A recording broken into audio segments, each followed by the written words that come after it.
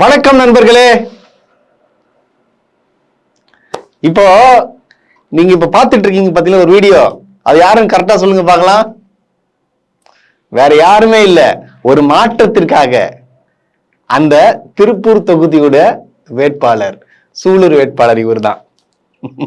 இவர் என்ன பண்றாரு, மைக் அடிச்சு கீழே விழுந்திருக்காரு. இவருக்கு தண்ணி கொடுத்து இலைப்பாடுறாங்க. இது எந்த ஊர் உலகத்துல நடக்குமா?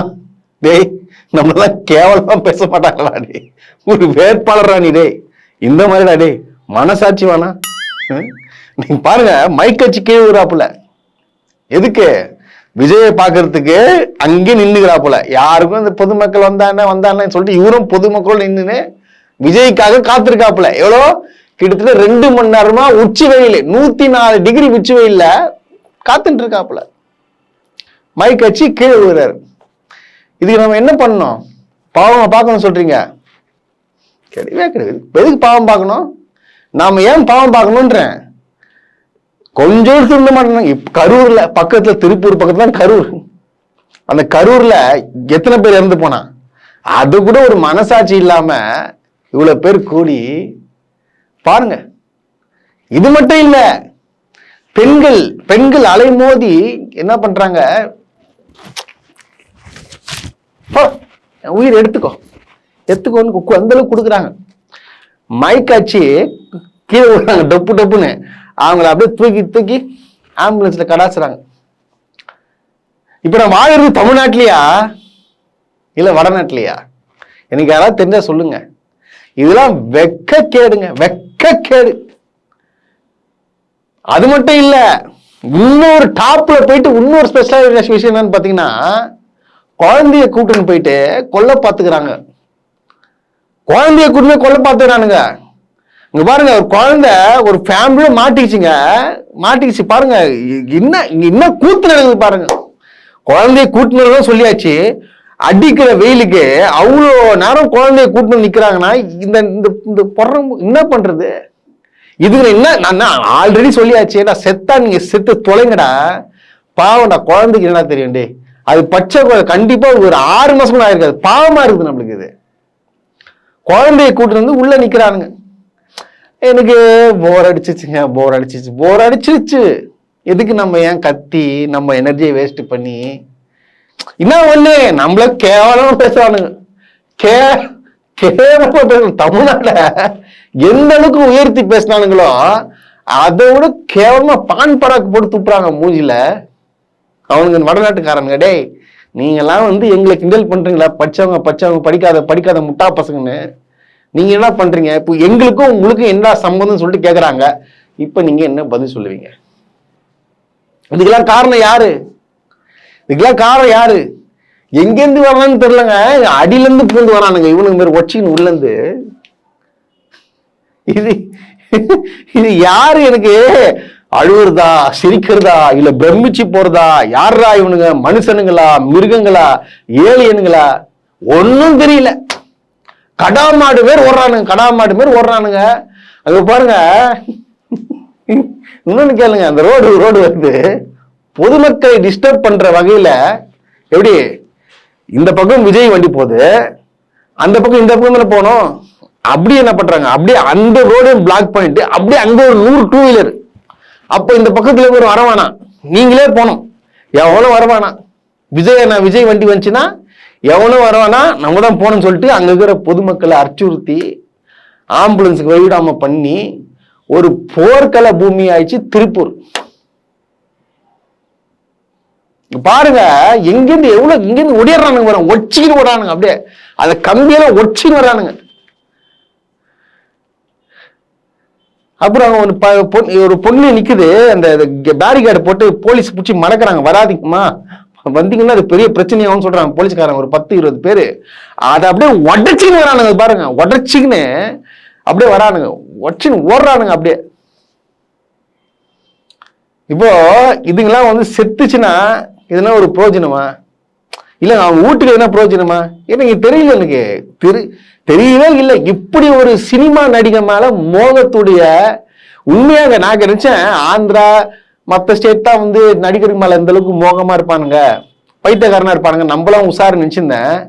ஆனா அவனுங்க என்ன செருப்பால அடிச்சிட்டானுங்க. பலா டேய், நம்ம தான் முட்டா பசங்க, நம்ம தான் முட்டா பசங்க, நம்ம தான் வந்து ஃபேன்ஸ். அதாவது பாருங்க, யாரு எந்த நடிகர் மேல மோகமா இருக்கும், நம்ம தான் வந்து பைத்தியக்காரங்க சொல்றாங்க பத்தில, பைத்தியக்காரனுக்கு மேல ஒரு படி போயிட்டு முட்டா முட்டைகள் அப்படின்ற ஒரு பேர் பேர் கடிச்சிச்சு அவங்களுக்கு. ஃபுல்லா அங்க பாரு கூட்டம், ஜனம் அடி பிச்சுன்னு போகுது. இது இல்லைங்க, இது வந்து இப்போ ஒரு கூட்டம் வருதுல, இது பெருமையா இல்ல? இது பெருமையான்னு கேக்குறேன். இது பெருமையா? வரலாறு படைக்குமா? இல்ல. இப்போ ஒரு நடிகரை பாக்குறதுக்கு வரீங்க, ஒரு தலைவன் கிடையாது அவன் இது வரைக்கும் வந்து ஒன்னும் புடுங்கல. சோ இப்ப நடிச்சு முடிச்சுட்டு சிஎம் ஆகிறதுக்கு வந்திருக்காப்புல. இப்போ இவ்வளவு கூட்டம் அவனை பார்க்க வருது. இப்போ நீங்க சொல்லுங்க, இதுனா பெருமையா இல்ல கேவலமா? சொல்லுங்க. இது அவலம் இல்லையா? இது என்ன இது பெருமையா? இது இப்ப நம்மளுக்கு எப்படி என்ன தோணணும்?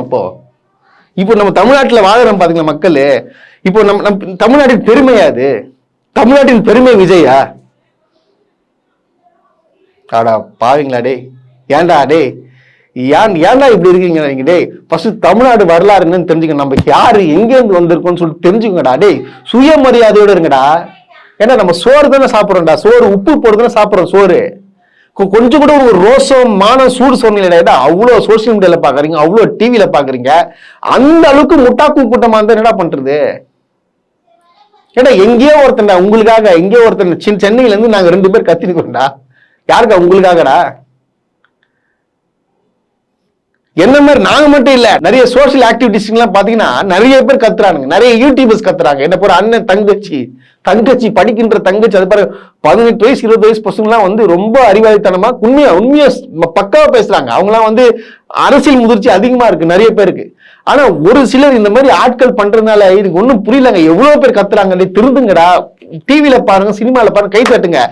எதுக்காக இவனுக்காக போயிட்டு உயிரை விடுறீங்க அப்படின்ற ஒரு கேட்க தோணுதுங்க. அது அவர் அசால்ட்டா வராப்புல ஏசில அதெல்லாம் விடுங்க. நான் ஒன்னே ஒன்னு கேக்குறேங்க, இப்போ நீ எதுக்கு வர திருப்பூருக்கு? எதுக்கு வர? வேட்பாளரை வச்சு அவருக்காக பிரச்சாரம் பண்றது தானே வர, மக்கள் சந்தி தானே வர. வேட்பாளர் எங்க? உன் வண்டியில வேட்பாளர் எங்க? அவன் கீழே வந்து மைக் வச்சு கீழே வந்துக்கிறான், நீ மேல ஏசில உட்காந்து நீ பாட்டு பேசினுக்கிற. இல்லங்க, எனக்கு ஒண்ணும் புரியலங்க. அதாவது பாத்தீங்கன்னா இது தேர்தல் வரலாற்றிலேயே அது வேட்பாளர் இல்லாம இவரு மட்டும் நின்று பேசுறதுன்னு எனக்கு புரியல. எல்லாருமே பாருங்க காலையில இரவும் பகலும் பாராம வாழ்ச்சிட்டு இருக்கான் தலைவர்கள். நான் சொல்லிட்டு தொண்டர்கள் தினமும் போறான், அது விட்டுருங்க. தலைவர்கள் காலையில சாயங்காலம் சொல்லிட்டு ஒரு நாள் கூட பிரேக் கூடவே போறான். வேட்பாளர் அறிமுகப்படுத்தி இவருக்கு ஓட்டு போடுங்க, இவர் பேர் ஒரு படிச்சவர் நல்லவர், நான் நிறுத்தின வேட்பாளர் சொல்லிட்டு கூட பக்கத்தில் நின்று ஓட்டு கேட்க துப்பி இல்லை. ஏன்டா உங்களுக்கு கேவலப்படுத்திட்டு இருக்காண்டா உங்க விஜய் என்ற வேட்பாளரே மைக் வச்சு கீழே வந்தவனே. ஏன்னா சுய அறிவு இல்லையாடா? ஏன்னா எதுக்குடா விஜய் ஒண்ணு மேல கூப்பிட்டு பேசல? சொல்லுங்கடா பார்க்கலாம்.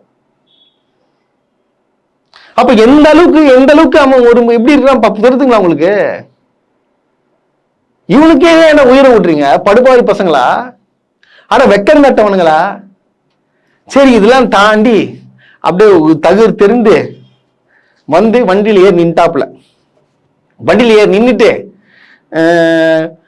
ஒண்ணு இல்ல, டக்குன்னு ஃபுல்லாண்டு தான் போடுறாப்புல. நண்பர் சொல்லிட்டாப்புல ஃபுல்லாண்டு ஏன் போடுறான், அதை போல ஸ்கின் வந்து டேர்ன் ஆகக்கூடாதுன்னு சொல்லிட்டு என்ன பண்றாப்புல, ஃபுல்லாண்டு போட்டாப்புல. ஃபுல்லாண்டு போட்டு அதே மாதிரி வந்து நின்று பேப்பர் எடுக்க முன்னாடி பாத்தீங்க, ஏய் யாரோ நண்பர்களே ப்ளீஸ் இங்க வராதீங்க, தள்ளி போங்க வராதீங்க, நான் சொல்றது கேளுங்க, 5 நிமிஷம் தான் பேசுவேன். நீ 5 நிமிஷம் தான் பேசிட்டு இருக்க, எல்லாம் எங்க போன என்ன பேசிட்டு இருக்க? ஒன்னும் பேசலையே சொல்லிட்டு அந்த பேப்பர் எடுக்கிறாப்புல. பேப்பர் எடுத்தவனு என்ன பண்ணணும், என் நெஞ்சில் கூடியிருக்கும் சொல்லிட்டு பேப்பர் எடுத்துட்டு வச்சுட்டு திமுக விமர்சிக்கிறது. எம்எஸ்எம்இ, அதாவது இந்தியாவிலே 2வதாக நிறைய எம்எஸ்எம்இ மூடுறதுக்கு காரணம் யாரு? 2வது இடத்துல இருக்கிறது காரணம் யாரு? திமுக. ரிப்போர்ட்டுக்கு எடுத்துக்காட்டு, மற்ற ஸ்டேட் கம்பேர் பண்ணி ரிப்போர்ட் எடுத்துக்காட்டு. சும்மா வாயில வந்து அச்சு விடுறது. அதுக்கப்புறம் சொல்றாப்புல, ஏம்பா அந்த வீடியோ கொஞ்சம் போடு. நெசவாளர்களின் தயாரிப்புகளை நேரடியாக சர்வதேச சந்தைகளில் விற்பனை செய்வதற்காக அரசுக்கு சொந்தமான ஒரு உலகளாவிய இ காமர்ஸ் பிராண்ட் உருவாக்கப்படும். வெற்றி தறி விற்பனை நிலையங்கள் ஷோரூம்ஸ் அமைக்கப்படும். இரண்டாவது, நிலையற்ற நூல் விலை மற்றும் மின்சார நெருக்கடி சுமையை பகிர்ந்து கொள்ள கைத்தறி மற்றும் விசைத்தறி வைத்திருக்கும் ஒவ்வொரு நெசவாளர் குடும்பத்திற்கும் ஆண்டுக்கு 30,000 ரூபாய் வங்கி மூலம் நேரடியாக நமது டிவிக்கு அரசு வழங்கும். காசா பணமா அச்சு விடுவோம் போக்கல. அதாவது எவனோ எழுதி குத்துக்கிறாப்புல சும்மா இஷ்டத்துக்கு இதெல்லாம் ஒண்ணு படிச்சு விட்டு 30,000 கொடுக்குறேன் அதை கொடுக்குறேன் இதை. ஏய், இதுக்கெல்லாம் காசு எங்க இருந்து வரும்? உங்க காசு கொடுக்க போறீங்களா? சொல்லிட்டு எங்க இருந்து காசு கொண்டு வந்து இது கொடுப்பீங்க?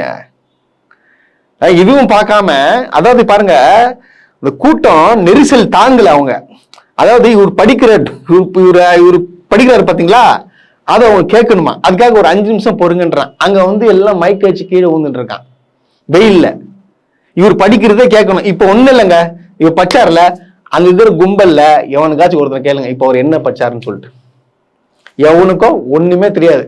அதுக்கப்புறம் என்ன சொல்லிட்டாப்புல, கடைசியா வழக்கம் போலதான், என்ன நம்புங்க, நம்புக்காக எல்லாத்தையும் விட்டு நான் வரேன், எல்லாத்தையுமே நான் விட்டு வரேன். என்னது அண்ணனா மாமனா ஏதோ ஒண்ணு ஏத்துக்கிட்டு எனக்கு ஓட்டு போட்டுருங்க, அவ்வளவுதான், முடிஞ்சு சிஎம் ஆகிடுங்க. நான் வந்த உடனே உங்களுக்கு எல்லாத்தையும் அப்படியே வாரி உங்க வாயிலே வச்சிருவேன். என்ன என்ன என்ன என்ன ஆனா எப்பா,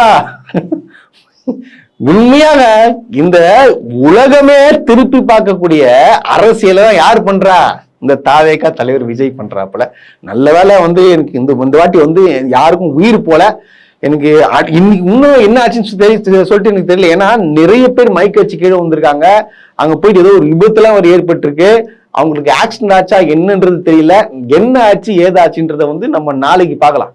அதே போல நம்ம பசங்க பாத்தீங்கன்னு வச்சுங்களேன், வழக்கம் போல மேலே ஏற்றாங்க போல. மேலே ஏறி அவங்க என்ன செயல பண்ணுமோ அதை பண்ணிட்டானுங்க. ஒண்ணும் இல்லை, சும்மா லைட்டா தடிக்கடி கீழே வந்தா என்ன ஆகுறது?